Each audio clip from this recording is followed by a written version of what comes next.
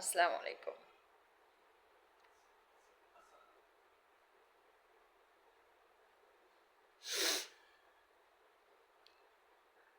পর্দা কি শুধু নারীর জন্য?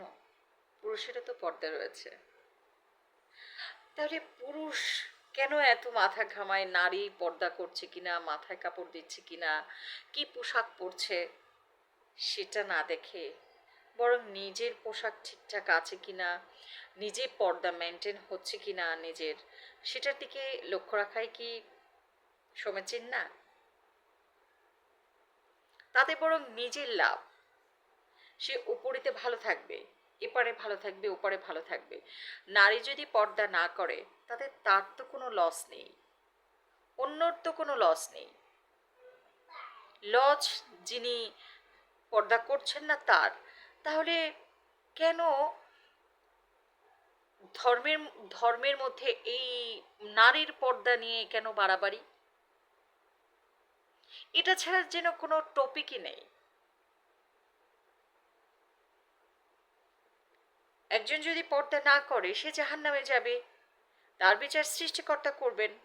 আপনি আপনার, আপনি পুরুষ, আপনার পোশাক ঠিক আছে কিনা, আপনি ইসলামী দৃষ্টিভঙ্গি, ইসলামী পোশাক, ইসলামী লেভাস, ইসলামী সব কিছু নিয়ে ঠিকঠাক আছেন তো?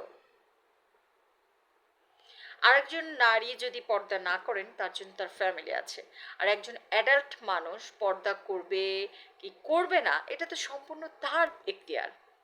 এটা তো অন্য কেউ এটা নিয়ে মাথা ঘামাতে পারে না। ইসলামে কি শুধু নারীর পর্দা নিয়েই কথা বলতে হবে? এটা নিয়ে কথা বললেই শুধু জান্নাতে যাওয়া যাবে?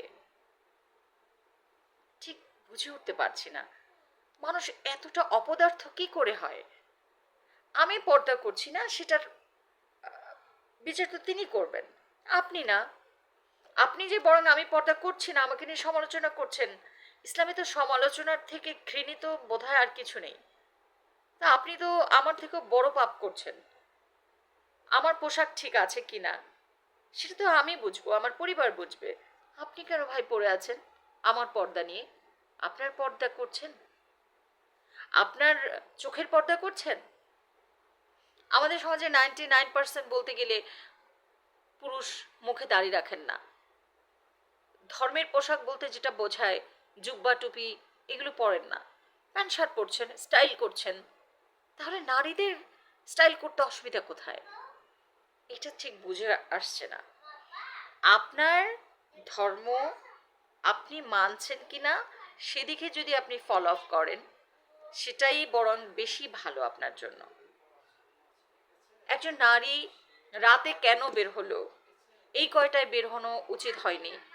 সৃষ্টিকর্তা যখন পৃথিবীতে পাঠিয়েছেন একই পদ্ধতিতে, একই সিস্টেমে কিন্তু নারী এবং পুরুষ উভয়কেই ছোট্ট করে পাঠিয়েছে।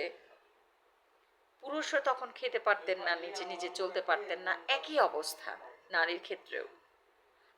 অথচ আপনারা নারীকে এতটা দমিত, এতটা ছোট করে দেখেন, যেটা সৃষ্টিকর্তা কিন্তু এভাবে আপনাদেরকে বলেনি।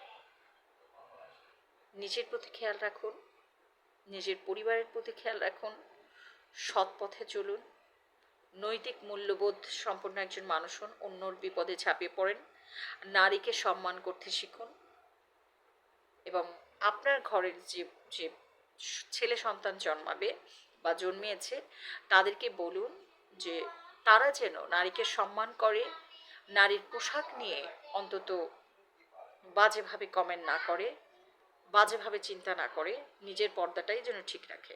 এটা পরিবারের সন্তানদের, স্বজনদের এবং নিজেকে কিভাবে আরও সঠিক পথে আনা যায় সেটা সেই চেষ্টাটা করবেন।